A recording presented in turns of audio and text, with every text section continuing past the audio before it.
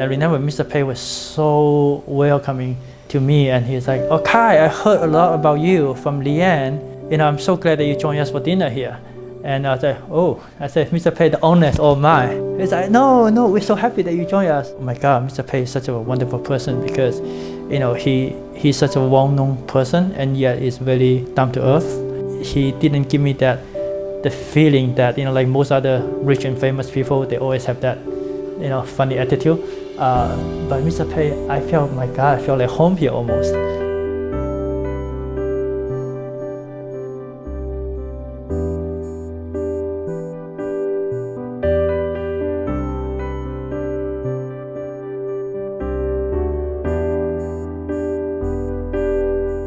In the last 3 or 4 years, I come here to have breakfast or lunch with Mr. Peis probably like 2 or 3 times a week at least.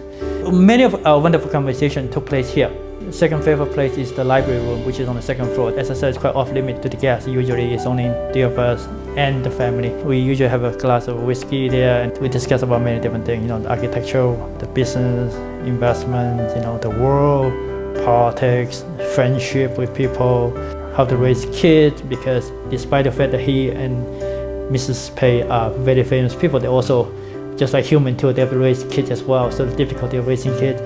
So we have many wonderful conversations in this house here and upstairs in the library room. When he was mobile, oftentimes he loved to come down to the living room area on the 2nd floor, where he loved to sit on the rocking chair, and then he would oversee the East River.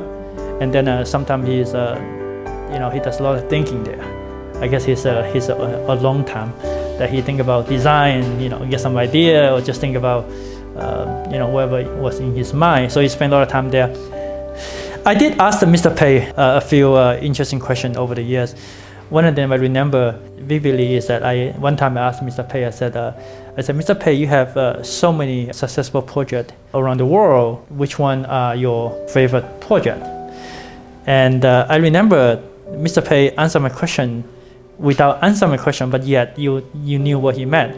So you go, says, Kai, I look at all these projects like my children.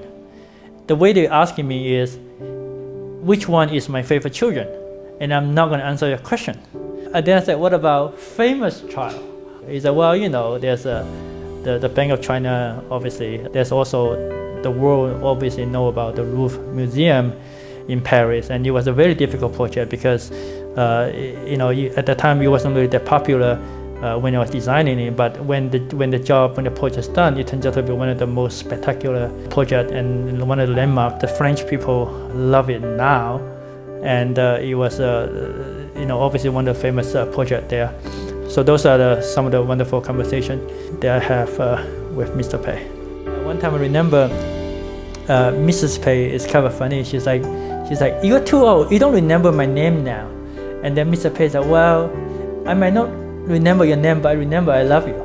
We would like the world to know more about Mr. Peis and Mrs. Peis after their passing, in a way that we can somewhat let the world know such a wonderful couple and such a wonderful, legendary figure that used to live here, and how this house, looked like, and just to continue to promote Mr. Peis' legacy to the world. And that's one reason why we decided to sell it. I guess for the future owner of this townhouse will be quite interesting for that very person, whether it's he or she, because he or she will be inheriting this piece of a treasure, because Mr. Peis and Mrs. Peis have been living here for decades.